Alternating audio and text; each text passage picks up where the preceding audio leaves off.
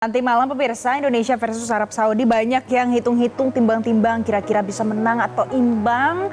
Tapi bagaimana nanti kelanjutannya di posisi klasemen? Saya mau undang pagi ini ada pengamat sepak bola di studio Metro TV, ada Bung Kesit Handoyo. Bung Kesit, selamat pagi Bung Kesit. Bung Kesit sehat? Alhamdulillah sehat. Sehat ya Bung? Selamat pagi. Kita hari ini khusus undang Bung Kesit pemirsa, kita mau ulas bagaimana sebenarnya nanti Indonesia versus Arab Saudi, ya kan Glory? Ya, Bung Kesit ini kan nanti malam pertandingannya jam 7 malam ya di GBK. Nah ini bagaimana Bung Kesit sendiri menganalisa nantinya penampilan dari timnas Indonesia? Iya, ini pertandingan yang lagi-lagi akan berat dijalani oleh Indonesia ya.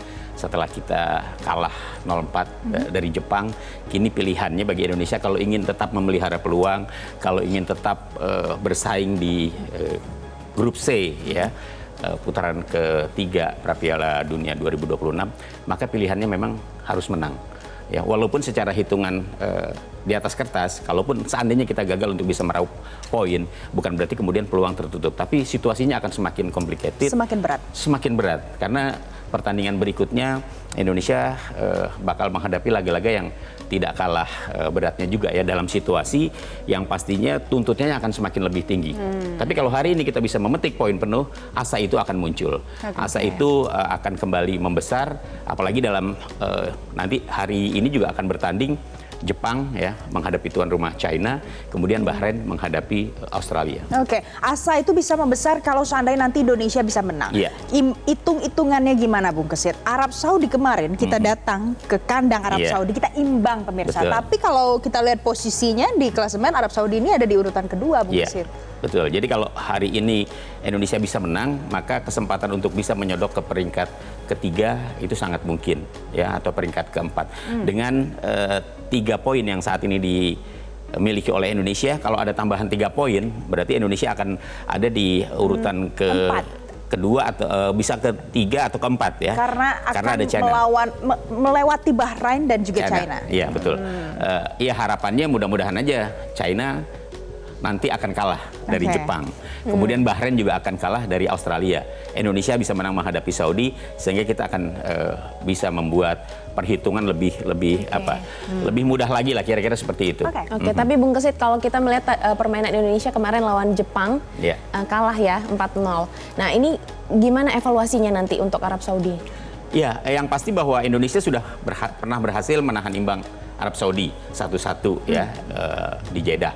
Artinya ada pengalaman yang sangat baik dimiliki oleh para pemain.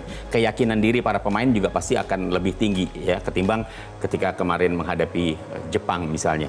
Ketika Indonesia sukses menahan imbang Arab Saudi, bahkan menciptakan gol lebih dulu, itu menurut saya akan menjadi motivasi tambahan untuk para pemain. Apalagi sekarang Indonesia posisinya boleh dibilang terjepit setelah kalah dari Jepang. Kan tadi saya katakan pilihannya menang, dan asa dan harapan untuk bisa meraih poin dalam pertandingan ini itu sangat besar. Oke, pilihannya adalah menang pemirsa. Tapi pada saat mau menang berarti kualitas pemain harus diperbaiki. Betul. Rating pemain juga. Kalau menurut Anda, setelah Anda bedah rating pemain Indonesia itu bagaimana pada saat kemarin melawan Jepang dan nanti mau Arab Saudi? Ya, kalau lawan Jepang memang kita harus mengakui secara jujur ya, kita secara level kita kalah. Secara kualitas kita kalah.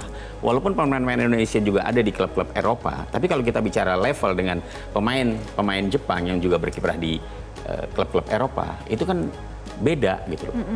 Jepang, siapa yang tidak kenal klub Liverpool, tempatnya Wataru Endo. Betul. AS Monaco, tempat Minamino yang kemarin menciptakan gol. Ya, jadi ada Takefusa Kubo yang bermain di Real Sociedad di Liga Spanyol yang pekan-pekan terakhir menjadi perbincangan hangat di La Liga.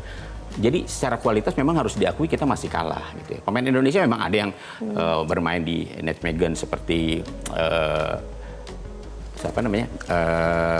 Irfan Verdong, kemudian Calvin Verdong atau Messi Hilgers. Tapi sayang kemarin Hilgers tidak tampil. Padahal sebelumnya pemain ini tampil begitu memukau ketika tampil di Europa League ya, Twente menghadapi Manchester United kita itu.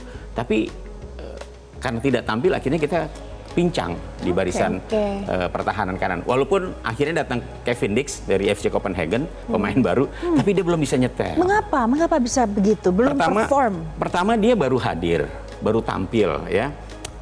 belum ada chemistry yang terbangun. Butuh Ini harus penyesuaian diakui begitu ya? begitu ya. Kemudian juga secara fisik pastinya juga belum bisa full 100%. Buktinya kemarin cedera akhirnya harus dialami oleh Kevin Dix dan sekarang terancam gagal untuk bisa tampil.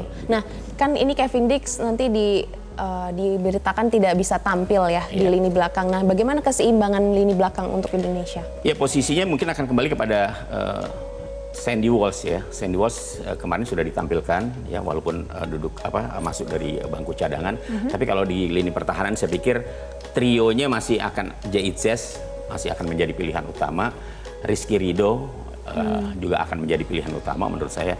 Ada Justin Hubner juga walaupun kemarin dia bikin gol bunuh diri, tapi dalam situasi seperti ini tampaknya sih saya melihat Justin Hubner masih akan menjadi pilihan.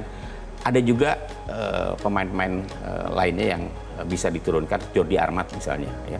Jadi kalau untuk lini pertahanan walaupun Kevin Dix absen, saya pikir opsinya masih cukup banyak bagi Sinteyong. Oke, kalau lini menyerang, bagaimana kalau selama ini Anda melihat di timnas Indonesia ini? Apakah sebenarnya sudah cukup atau masih bisa ditingkatkan lagi? Levelnya tuh gimana sih? Harus ditingkatkan lagi, ya karena sejauh ini memang lini depan Indonesia masih kurang. Pertama memang stok pemain yang ada di barisan penyerang, barisan depan kita memang tidak sebanyak di lini pertahanan ya. Oke lah kita punya Rafael Strijk, kita punya Ragnar Oratmangun. Tapi sejauh ini saya melihat memang walaupun Ragnar sudah bisa menciptakan gol, Rafael Strijk juga sudah bisa menciptakan gol. Tapi dari penampilan yang sudah mereka tunjukkan, saya masih melihat mereka belum begitu optimal ya. Kemarin bahkan lawan Jepang ada kesempatan juga tidak bisa, Ragnar Oratmangun misalnya juga tidak bisa menciptakan gol ya. Memang tidak gampang ya. Ketika kesempatan baru dapat sekali kemudian tidak bisa menjadi gol, situasinya memang akan menjadi sulit ya. Tapi kalau kita banyak mendapatkan peluang, kita banyak mendapatkan kesempatan untuk bisa menciptakan peluang, itu arah untuk bisa terjadinya gol semakin besar. Apa yang membuat Anda melihat ini belum optimal?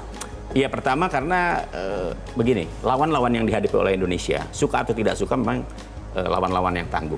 Yang memaksa para pemain Indonesia memang akhirnya lebih banyak bertahan dan hanya mengandalkan serangan balik.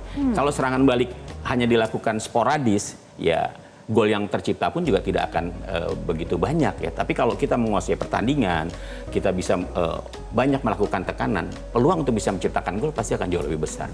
Oke, secara keseluruhan kalau misalnya melihat ke tingkat klasemen Indonesia sendiri berada di paling dasar, nanti bagaimana peluang di Piala Dunia?